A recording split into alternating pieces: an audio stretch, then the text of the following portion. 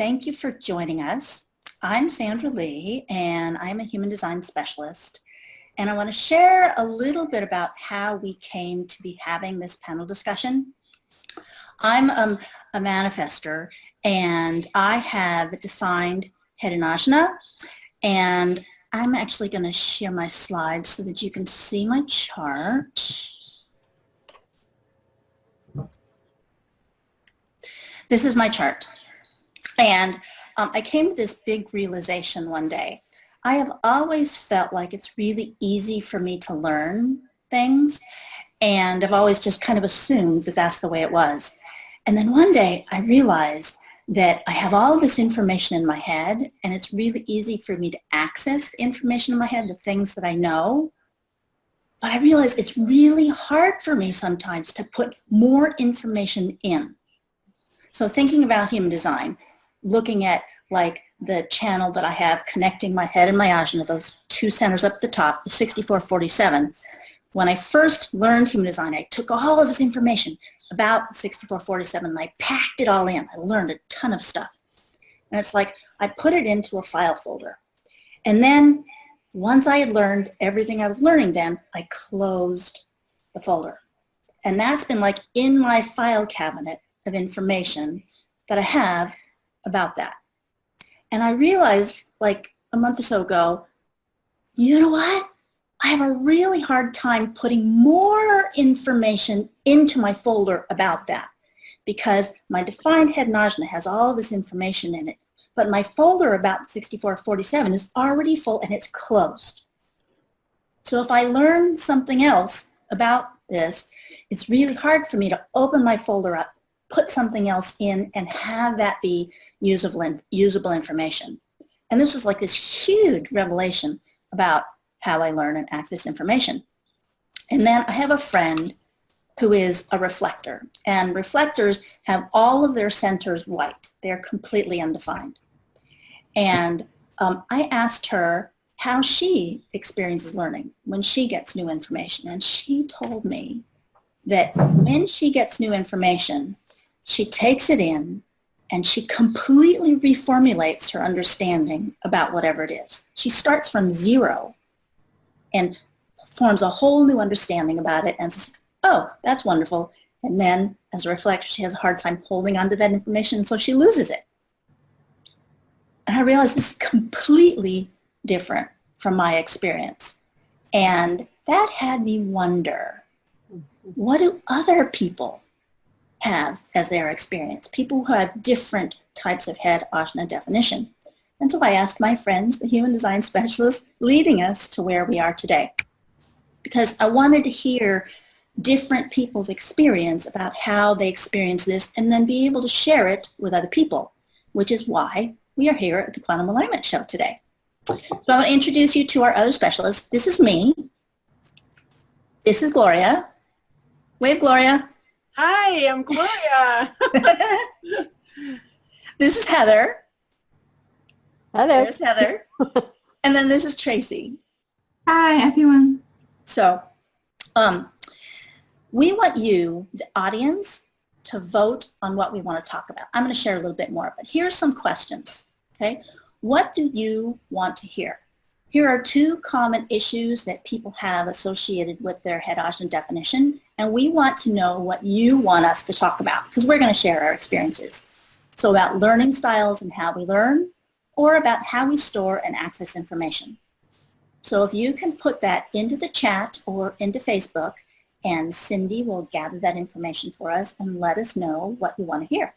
Okay? So during this show, you will hear about our personal experiences about our varied configurations of head ajna definition. You may see that some people have experiences similar to your own and others are quite different. As we've been preparing for this show, we've all just been really amazed at how different we are and really enjoying and having fun with that experience. So we hope you have some of the same. Hearing about people's varied experiences will help you better understand and appreciate yourself, your design, and your gifts. So vote in the chat for what you want us to talk about. And while you are doing that, Tracy is going to talk to us about some basics about head and Ajna definition. Okay, I'm going to share with you about some basics information about human design before we start our discussions. And bear in mind that the information that I'm going to share with you is a very simplified version. So when you look at your human design chart, you can see that there are 9 geometric shapes. In human design, we call them energy centers. And today we are going to focus on 2 of the energy centers, which is the head center and the Ajna. The head center sits at the top of all the energy centers, and this is the center for inspiration. If you have it colored in, or we call it defined, one of your natural gifts is to inspire others with your ideas. If you have it open, you are here to be wise about inspiration. There are 3 gates in the head center: the gate 64, the gate 61, and the gate 63. If you have the gate 64 defined, you will probably find that the inspiration that you receive comes with a big picture, and you also have a tendency to inspire others with an ideas that comes with a big picture. If you have the gate 61 defined, you will find that the inspiration that you receive comes with an epiphany. It is almost like an inner knowing. It's like something you just know, but you don't know how you know. And you also have a tendency to inspire others with your inner knowing. If you have the gate 63 defined, you will find that the inspiration that you have require further investigation, and you also tends to inspire others with questions that require them to investigate themselves. And the second energy center that we are going to focus on is the Ajna. The Ajna is the center for data storage and information processing. If you have it defined, you will have a fixed way of processing information. If you have it open, you don't have a fixed way to process the information. There are a total of 6 gates in the Ajna. The gate 47, the gate 24, the gate 4, the gate 17, the gate 43, and the gate 11. If you have the gate 47 defined, you probably already noticed that you are always under pressure to answer the question, how? If you have the gate 24 defined, you have the ability to rationalize almost anything. If you had the gates 4, you will find that you're always under pressure to have the answer. If you have the gate 17 defined, you will find that you always have an opinion.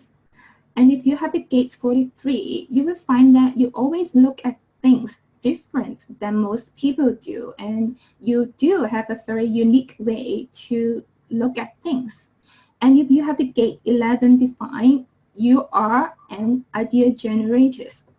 So that's pretty much the basics of the head and the Ajna centers. So let's start our conversations. Thank you, Tracy. You're welcome.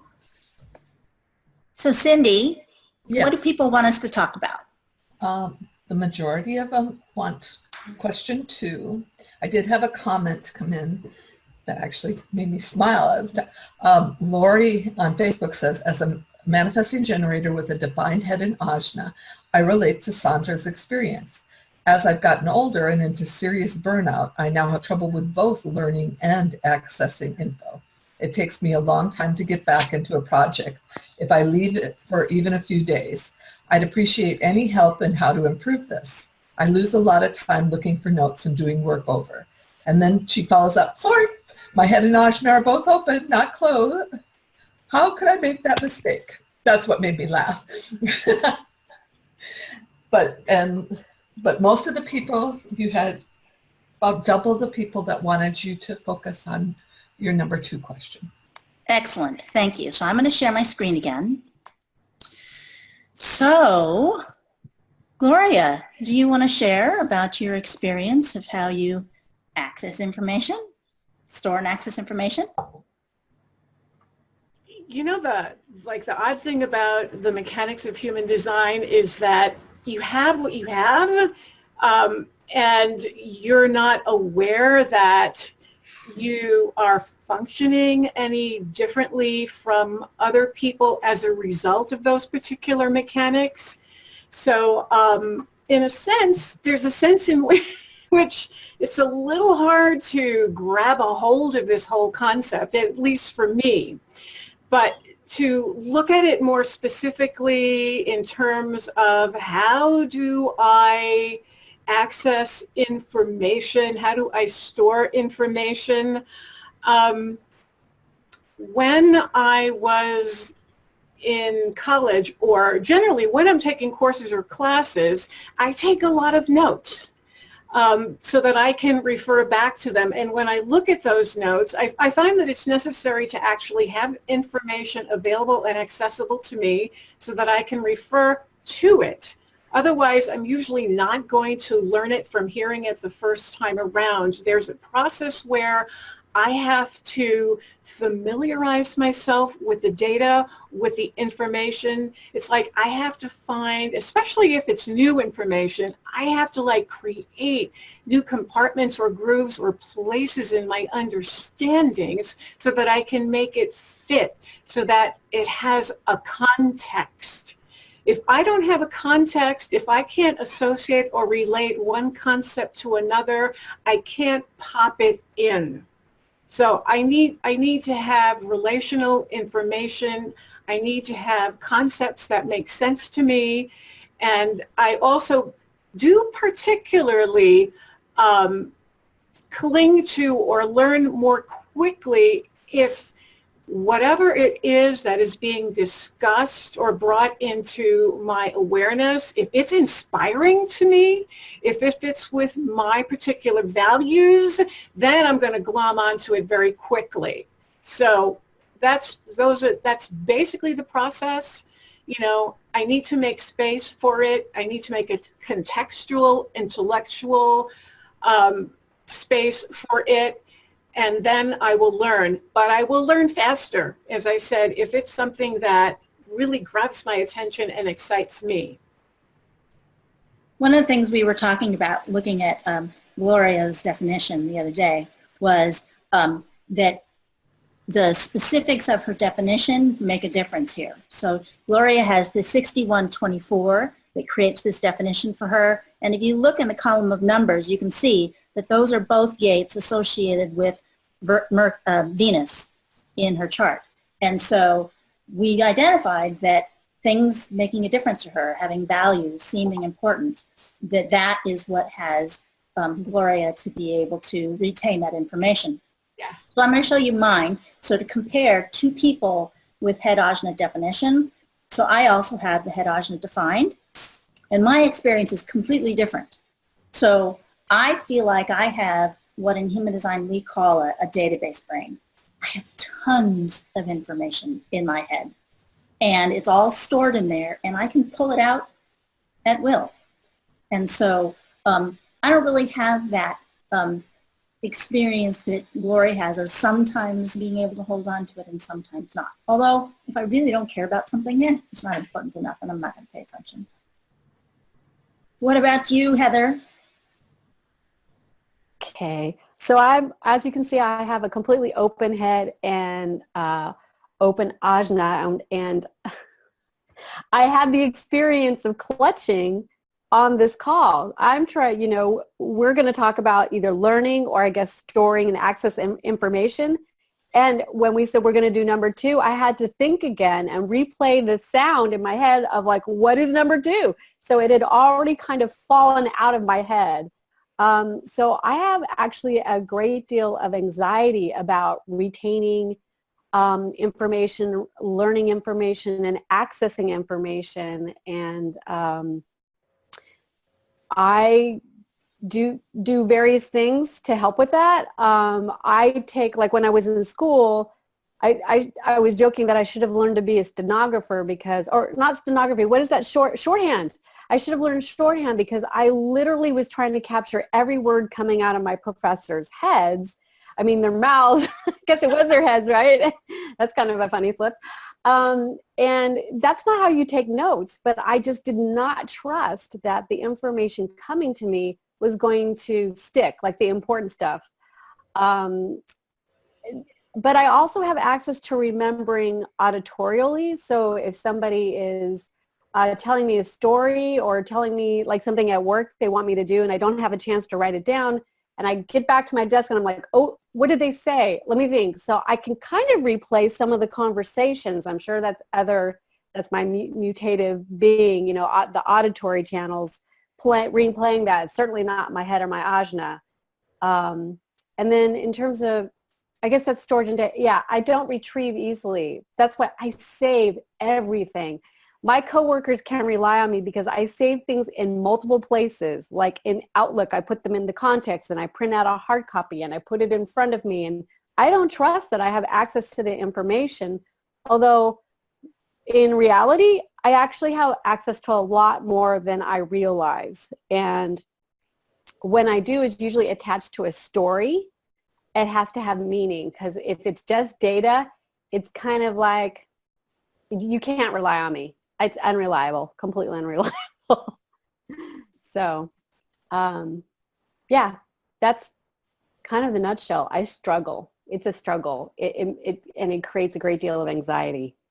So I am learning. I am relatively new to human design. I'm about 1.5 years, 2 years into serious study. And I'm learning to try to surrender more and just know that I have the information either written down or that it will come to me or that I can find it. But it's a very, very long history of clutching around not having that information and really worrying about that. And how I come across as a person, like, am I a reliable person? Do you think I'm responsible? Do you think I can do the job? So those fears just kind of branch out. Also, I have a completely open spleen, so I'm afraid of everything or nothing. So anyway, so. Yeah. What Yeah. about you, Tracy? Because Tracy has the head to throat connection and not, the ajna to throat connection and not the head. I love to hear your sharing, Heather, because yours way of learning is so different than mine. You said that you have to have meaning. To me, the most important thing is I understand the perspective of the teacher. I have the 17, so to me, perspective is very important. If I cannot grasp the perspective of the teacher, I will have a difficulty to understand what he or she is trying to teach me. And to me, perspective is more important than meaning. And when I can grasp the perspective, then the ideas that is coming from the professor's mouth, I can then put those ideas into a logical sequence. And that's how I learn. That's so fascinating. That's how I learn. So if I palm into a professor that gives me ideas here or there, or she's telling story like I think I just realized this morning is like most students like to hear stories, right? I love it. I love to hear story, but story is not enough for me to learn. The story cannot inspire me to learn. But I'm sure like most people love to hear story, and that's how they learn. It's so fascinating. I do need a context, because sometimes somebody is telling me a story and my mind is going, so what's the point? Why are you telling me this story? I mean, I love stories, but I'll get frustrated if I don't have a context for it. Because if I have a context, then I can go, oh, they're telling me because they're in pain or they're grieving or they are trying not to, they feel like they can't tell me directly, so they want me to read their mind, so context is important to me too. I don't just go with the story and like go, oh, okay. But so I have to have a point too, but it doesn't line up. Yours sounds like it almost like lines up in a column or something, like you said, sequence, I think was the word you used. Yes. My mind is more like a mind map, like a splatter sequence, you know, and I'm trying to draw a circle around it to make meaning. But what do you mean context? Because to me, the story, I like to hear story if it can fit into the sequence. It's like, okay, I hear the story. Then the next thing that I'm doing in my brain is I'm trying to fit the story into the sequence that I already have. So I'm trying to expand that sequence with that story. Mm-hmm. So how about you? What do you mean? Like you need to hear the context in Like, the I story? guess if you have a picture, but it didn't have a frame around it it's kind of like, I don't know. I was going somewhere with that analogy and I don't know where I'm going with it. So how about like if you think there's a wall there and you lean and then all there is open air. So you're kind of like going, I'm a little lost. Why are you telling me a story? Because usually people's stories are not like beginning, middle, end anyway, right? Unless they prepared to tell you a story, like a teacher maybe. So I have to kind of understand, like, where is this coming from? Why are you telling me this? I need to understand that so I can help you, or I can help to find out what you need. Otherwise, I get lost. Does that make sense? It Maybe sounds not. like you need to understand the big picture, right? Yes, having the big picture, and I ask a lot of why questions, like why, or how can we do this? Why are we doing this? Do we really need to do this? Can somebody else do this? So, yeah.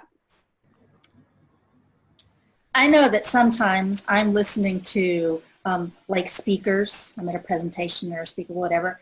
And if I am not interested in what they're sharing, I have a hard time staying awake. It's like prying my eyes open, trying to not be rude and fall asleep in the middle of a lecture or something like that. If I am not interested, it is like, no way am I going to get anything out of it. And there are a lot of people who are like spiritually oriented, you know, personal development type people, and I can't stay awake. And I think I should be interested in these things. This is something I should be in, you know, should want to hear. And I can't do it. And I think part of that is because of having that defined at an Ajna, that I just don't have room for stuff that doesn't seem to be what I want to know. And it frustrates me. Sorry. Yep. So do you mean like what motivates you to learn is something already you are curious in your mind, instead of like those people with the open head, is that like an inspiration from outside? I don't know. I haven't thought about it that way. Mm-hmm. Yeah. Well, so part of it is that sometimes I think I should be interested in this. And the truth is I'm not. And So what I'm learning is I need to just allow myself to not be interested and not listen. So I'm curious, Sandra, do you think that goes more towards the fact that you're a manifester as opposed to a defined head and Ajna? I think it might have to do with that. Yeah. I mean, there's no And black and white, right? But yeah. to me, my feeling, I'm getting a sense that, yeah, like you threw some spaghetti against the wall, which was you went to a lecture to listen to somebody and they're not interesting and you're kind of like, I'm done with this, but I can't leave because that would be rude and they would see me leave the auditorium or whatever. So you stay and you're mentally making a grocery list at that point. So to me, that also fits into the whole context discussion you guys were having. I was going to say, Heather, you just framed that very well. The story that you were using with Sandra, it's like, oh, now see, she put it in the context so that she could, going with that, Tracy, see, she gave a perfect example of what she means by she needed the context for the story. Why I'm breaking in is there's been some comments and questions on Facebook and also in the Zoom chat. When would you like to have those? I mean, I love listening to your panel discussion. I don't know if you want to wait until the end or... Oops. Do you guys want to go to questions now? Do you want to wait? Yeah, let's do that because it might spur more interaction. I know we were going to take it at the end, but let's do it now. The idea is to have it be engaging. So yeah, let's do it now.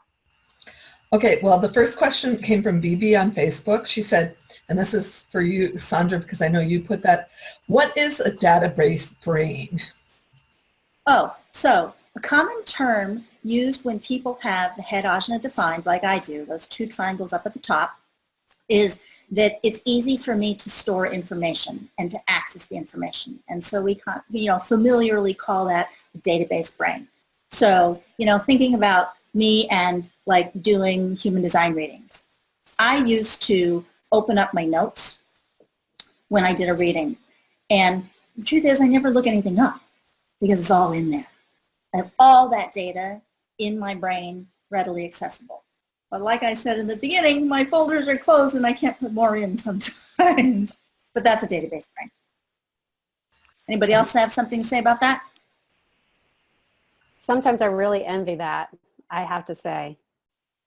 Like, ugh. I don't trust the information in my brain. I do a lot of preparation, but I'm still new at this, but I'll do a lot of preparation. And then I have stuff in front of me to trigger information I want to share with somebody. Yeah. Another comment about the database brain. Most people don't have this defined. And so in our society, we feel pressure to know stuff. So it's like, think about going to school and you had to be able to remember all of that stuff to be able to take tests in school. People who have this defined have an easier time with that because it's easier to store all that information. 7/8 of the population do not have this. And so expecting them to be able to retain all those facts in their brain just puts all kinds of pressure on them. So understand if you had a hard time taking tests in school, or if you have children who are in school and have a hard time taking tests, that if they don't have this defined, it's kind of okay for them to not be able to remember all that stuff. And then Paige here in Zoom said, she primarily learns visually, then action and repetition. It's easiest when concepts layer on each other. The learning styles I have in place had to expand post-brain injury. I could get the equation out of a word challenge in math easily enough. She has an open head and a defined ajna, and she's a generator. So does that make sense? That, I mean, again, it's when the concepts layer, that's kind of the context. So does that make sense to you guys? I'll throw that one out. Tracy, that's your configuration, right? Open head, defined Yes. ajna? Yeah. It makes sense. Concepts. I need concepts to learn. It totally makes sense. Are you visual, Tracy? Pardon? Are you a visual learner? Do you have to see pictures Yes. and diagrams? Yes, I have to see. So, some people, they can just learn by listening. I cannot. I have to see it. And most of the time, I have to actually do it myself. So I cannot just listen and then have it learned. I have to have it visual. I have to learn visually and like do it manually, and then that's how I learn. And repetition. I think Paige may have, like me, have the logical logical channels defined. That's why repetition is important for her, because if you have the logical circuit, repetition is really important when you learn. It helps to get the information sensed in. But I know sensing circuit hate repetition is like, oh, I have already done it once. Why do I have to do it twice? Right? Sensing circuit. God So- help the doctors who have to, you hear this, see it once, now you do it. I'm like, oh my God, I don't want that doctor. And then you No. teach it. Be one, do one, teach one.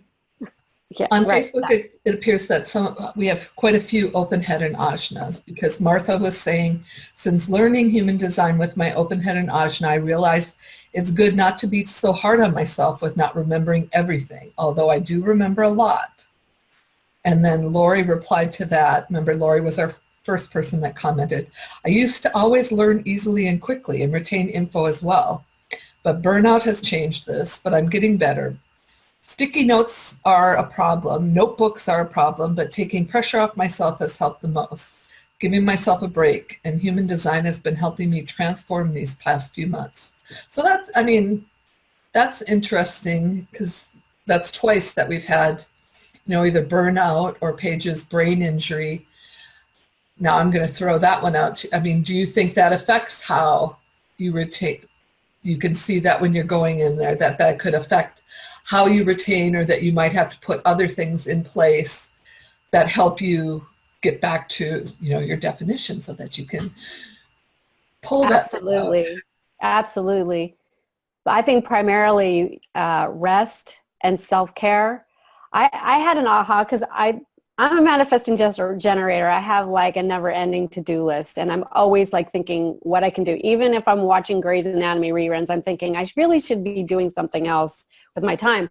But my point is, I realized recently that there's an analogy of a jar with rocks and sand. And a lot of us fill the jar up with sand and then try to shove the big rocks in. And the big rocks are the things that are most important to you, whether it's going to your job or calling your mom or taking a nap or whatever that really is super important thing is. So, but the important thing is to put the rocks in first each day, right? The most important things, and fill it with the less consequential stuff like washing your dishes or whatever. But what I realized is that I had not personally made rest one of my rocks. And now I have to keep reminding myself with my open head and ajna that was something that I decided was going to be important to me, because I think I also have burnout, and it's difficult. It's like I just don't have enough bandwidth to take on more things or retain things as easily. And it's because honestly, I'm not getting enough rest. And I don't mean watching TV. I mean really like downloading everything that I've picked up from the day, whether it was an argument or the pressure I put on myself or a conversation or worry. Or you have to learn, one has to learn, I do, how to let it go, and let it go over quite a bit of time, whether it's an hour or 2 hours or 3 hours or days or weeks or months or years, depending on your burnout or injury, to get back to you so that you know what you can respond to. Because honestly, I'm sitting around waiting for things to respond to, but I don't really have the bandwidth to respond to them. And Karen's talked about that. And like, that's why things aren't showing up, things that I think I'm supposed to have. So that was kind of a long baba maisa, as my mother would say, which is a long story. That's a term in Yiddish for a long story. But yes, I think that your head and ajna, everything is going to be impacted by the fact that you have a brain injury, or you're not getting rest, or you're burnout. Gloria, do you have something to say about remembering things like that? About what Heather was saying, yeah, I totally agree. If you're burnt out, you may not realize you're burnt out, but if, like Heather's experience was, I'm watching Grey's Anatomy and I really, really should be doing something. And how many times have all of us had this experience of, we have all these things to do and they're important things to do, and we're sitting here wasting time, you know, just being lazy about it. But what's pretty much always behind that is the fact that you actually don't have the vital life force energy. You don't have the physical capacity of the energy to keep going. And so you're just sitting there. So yeah, I agree, Heather, it's going to affect your learning style, because everything, all the centers, your entire energy being is impacted, and you're simply not functioning. So we can't read our capacities well. We can't understand who we are until we're at a place where we're truly vital. Yes. That's such a great word, that vital, being vital, vitality. And burnout is very high in this country, and we're all running around, not all of us, but a lot of us don't know our design. We're burnt out. And we don't know we're burnt out because this is not something that's acknowledged, you know, it's right. not. And it's like, ooh, you know, you don't want to be burnt out because then you're not productive, then you're not showing up, then you're not dependable, and you're not competent. So it's a bad thing. So we have to make ourselves keep going.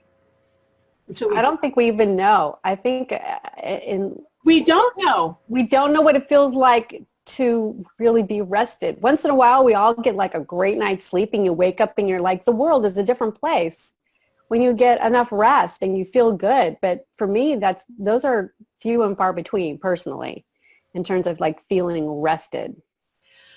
Yeah. And I think that's true for the majority of people in this culture. As we know, we know what the productivity work ethic expectations are of people. And yeah, if you're hurt, if you've had surgery, that's clearly going to take your body down, and it may take it out for a while. So, and do we get illnesses? Do things manifest as a result of stress on our minds and our bodies? Of course, we know that, and we're not functioning. So really the core thing, there are a couple of core things in human design that are extremely important, and one of them is to be aware of when enough is enough, whether you're a projector or not. Every human being is a physical person and they have their limits. And to be aware that when you continue to push against your limits and you're not listening to your strategy, which is another core thing, there is eventually going to be a reckoning. There will be a fallout. You can't escape it. So it's so important to follow your strategy and to stay deeply in touch with what your body is telling you. Well, that was cool. Sandra, there was a question specifically to you. Okay. And it said, how do you go about filtering out all the useless info that's been stored over the years? Because remember you said you had your file folders and some of them are closed now. And Well, so I have learned so many different things over the years, so many different modalities. So I've been doing massage therapy for 26 years, and I've learned a whole bunch of different techniques that I got excited about at the time I was learning them, and then now I don't do anything with them. So to some extent, if I'm not actually using it, needing it, wanting to use that information, it's just not there. I don't even think about it. And so to that extent, it's nice. The definition in my head in Ajna is the 6447, and I think of the 64 as like the way all that inspiration comes in. Like the way I describe it is like the top of the head gets opened up and stuff just gets put in. I don't know where it comes from. And I think of the 47, one of the things that the 47 does is it's like a filter. I take all of this information that comes in, and some of it's like, whoa, that's kind of off the wall. I'm not going to do anything with that. Some of it, yeah, this is practical and usable, but I'm not going to do anything with it right now. And the other part is like, oh, this, good to do something with this now. So I think that that's part of that process of sorting and filtering and figuring out what's actually usable and what's not. But I think that to some extent there's just kind of not a limit to what I can stick in my head. It just goes in there, and if I need it, it's there, and if I don't need it, then maybe I just never think about it again, which is kind of nice. Now, I do have a problem, however, with too many books. I'm an information addict, the truth is, and I'm always gathering more information. The problem is more that there's more that I want to learn than it's possible to have time to read, listen to, and it's overwhelming, actually, the amount of information that I'm attempting to gather at any given time. And the issue is more managing it and keeping it under control and keeping it at an amount that is actually possible for me to do. So, I may have a bunch of different classes and things like that I'm stuck into and started all at one time because I'm trying to learn too many things at one time. Part of that is also looking at my profile, the 3 profile up at the top of the numbers, right? The profile is the small numbers next to the big numbers up there at the top where the sun is. And the experimenter, always trying new things, always learning new things, always gaining more modalities and skills, and it's like kind of too much. So limitation is more time and energy to put into something than what to do when there's more information in there that I'm not actually using. I think I just don't think about it anymore. So I think that profound intellectual curiosity and getting excited about a lot of different subject matters is not a phenomenon that's directly the result of the mechanics of a defined or undefined head in ajna. I think that this desire to learn, to expand and to understand is just a function of who we are as human beings, wanting to continue to grow and evolve and increase our knowledge and our capacities. Would you agree with that, Heather, with your open head and open ajna, that you still have tremendous curiosity about learning different things? I do, but I'm also a 6 too. And I have a lot of 3s, I think. I love to learn. I just can't guarantee I'm going to retain it. Which feels a little bit like Sisyphus. Sisyphus was that god. I don't know if he was Greek or Roman, but he had a giant boulder and he had to push it up the top of the hill, and then it would roll all the way back to the bottom, and then he had to do that again. So sometimes my life is a little bit like that, with my challenges as well, whatever, living challenges, as well as learning. But yes, I do love to learn, and I have a book problem as well. That's why I'm a member of like 4 different libraries. But for me, it's a mix of nonfiction and fiction.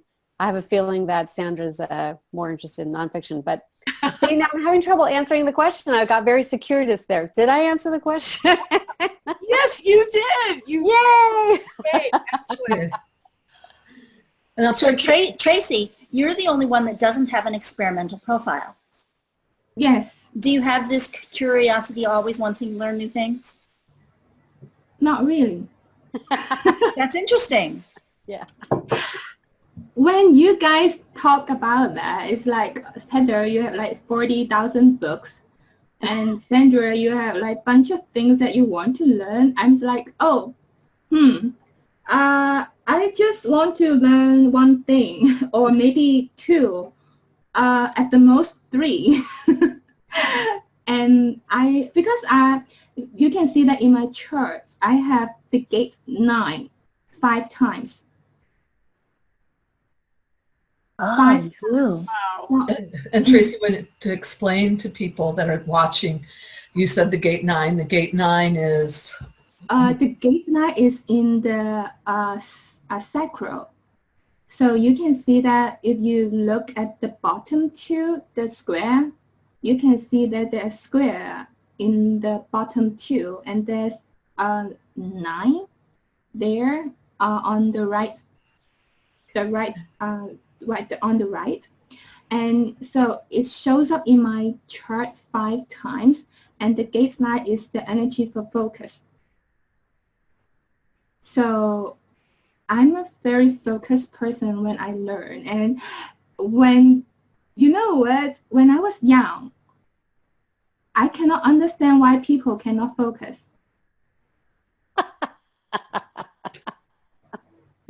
I don't understand. It's like teachers is like always telling other students, focus. And I like friends, I cannot focus on what the teacher say. I was like, how can you not focus? I don't know how to not focus. It's like not until I learn human design, then understand, that's why. I have to learn to not focus. Because sometimes being obsessively focused is not good, right? Sometimes. So I have to learn to not focus. It's like, okay, relax. Don't go into the rabbit's hole. But it's something that I have to learn. But yeah, it's interesting. I feel like very interesting. And I have gates 15. So it's in the G center, the gates 15. The gates 15 is the gates for extreme. So I can be extremely focused on learning the 1, 2, or 3 things at most. So I'm in that, like in the corner in the little library, while you 3 are running in the library trying to grabs everything in the bookshelves and learn everything. It's like, okay, and I was like, I'm still sticking to that one book that I'm reading again and again and again.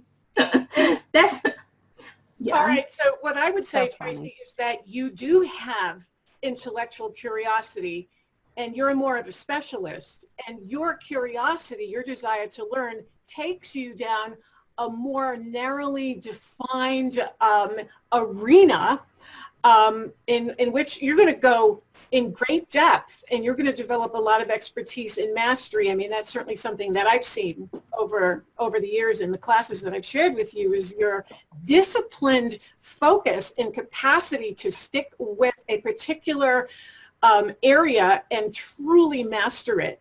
And then others of us, we use our intellectual curiosity in a more generalist fashion. You know, we want the whole buffet. We want the smorgasbord, and then we have to find our focus and our discipline inside of that, and that's what we need to work on, assuming we think we do. But there is still intellectual curiosity there. It's just it's more specifically defined. Yes, you're right.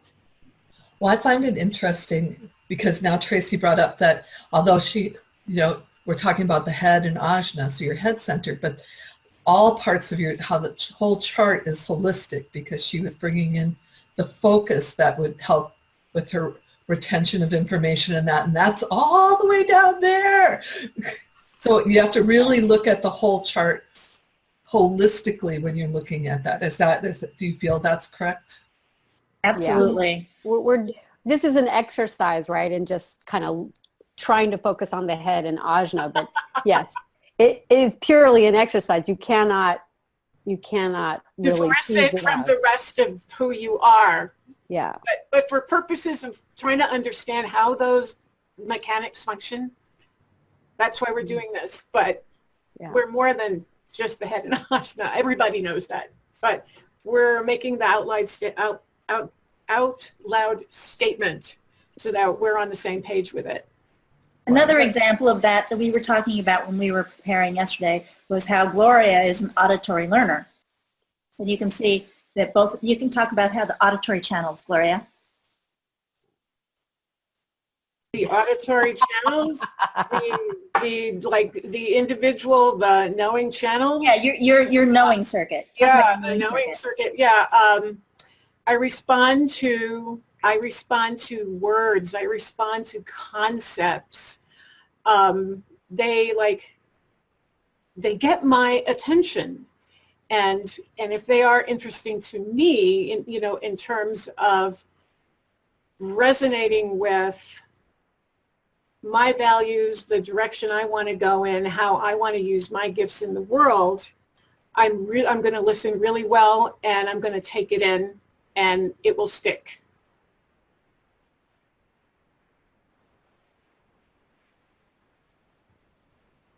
You have another question, Cindy? I was going to say, it was like the radio. There was silence. Oh, no. We had some comments that came in on Facebook. Carolyn said, hello, I have the 4764 in red. As I am just listening now, your online show, I have a question. Does the red mean that it is a family thing or not really? I've never heard that. The red indicates it's an unconscious. So you may not, it's an innocent part of you that you may not be aware of, but other people around you who know you know that about you. So the question was, is it a family thing? Yes. For a lot of these questions that are very interesting, I'm not sure that there's actually research or data to back it up. We could speculate, we could go down rabbit holes. We could, for example, say that, or Gloria can say that it's unconscious. So maybe it means that there is a legacy where something has been inherited, a memory, a formula, a dynamic, a way of responding and acting in the world that didn't come from us, but came to us as a result of being born into that particular family lineage. That's one way of maybe speculating about a meaning or an aspect of the function of the unconscious. But I just threw that out there. I have nothing to back it up. And I want to say, maybe this person doesn't really understand how the definition is created in the chart. So why don't I explain that a little bit? So the black column of numbers is where the planets were at the time you were born. We call it your conscious birth date. And all of those numbers in black color in black on the chart. The left-hand column is where the planets were approximately 3 months before you were born. And we call it your unconscious birth date. And those numbers all color red in the gates on the chart. So it's conscious and unconscious as opposed to some other connotation that could be created by it being red. Right, there are specific definitions.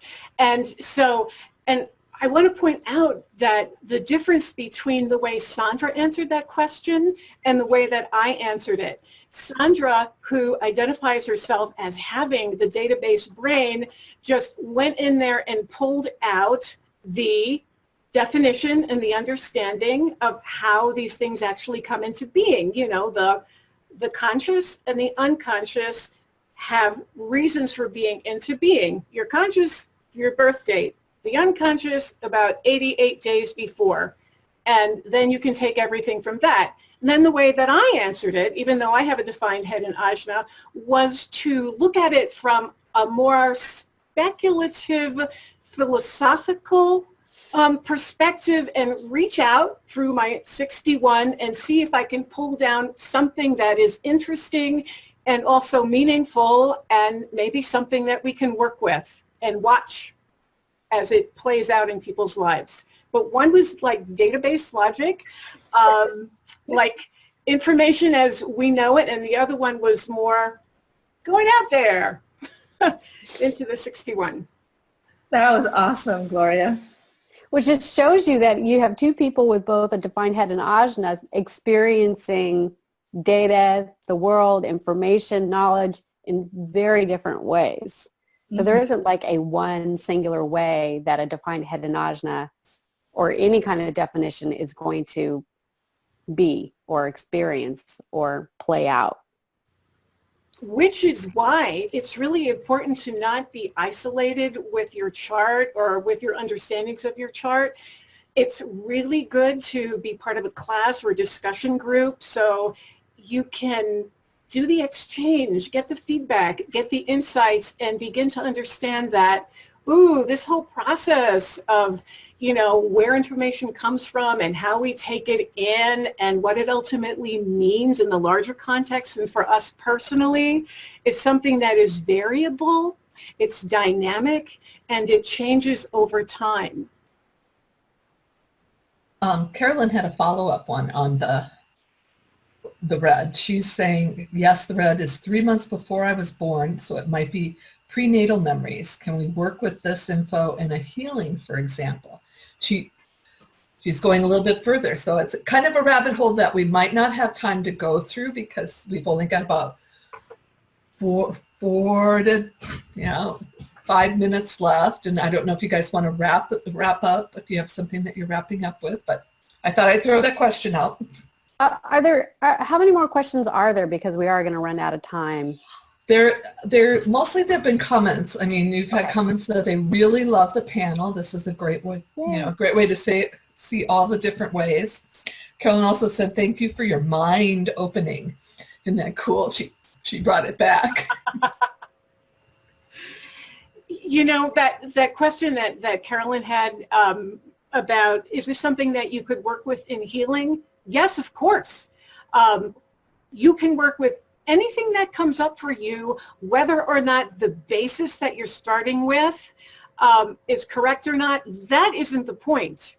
If there is something that is asking for your attention to look deeper, that wants some resolution, some balance, and some movement, you go there. It doesn't matter if we're interpreting that particular channel, as an unconscious channel, as actually being the focal point for that issue. The point is, it brought it out, and then you go from there.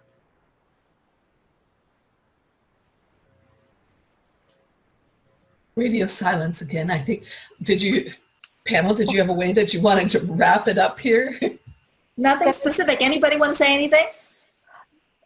Thank you all for joining us today. This has been really fun, and I personally have grown a great deal in understanding more about my chart and other people's chart by our preparation for coming here today. So thank you. It was a lot of fun. Thank you for joining us. And I'm going to throw out that each of these people on the panelists are specialists, and they do readings and where they can go in depth with you with their chart. And I will post in the comments on Facebook where you can go, where you can find out more information on our quantum alignment system website. And thank you, Cindy. You, as always, you're so helpful. This is great. Thank you. Master of the universe. Thank you. Thank you, Cindy. Thank you, everyone. Thank you. Bye.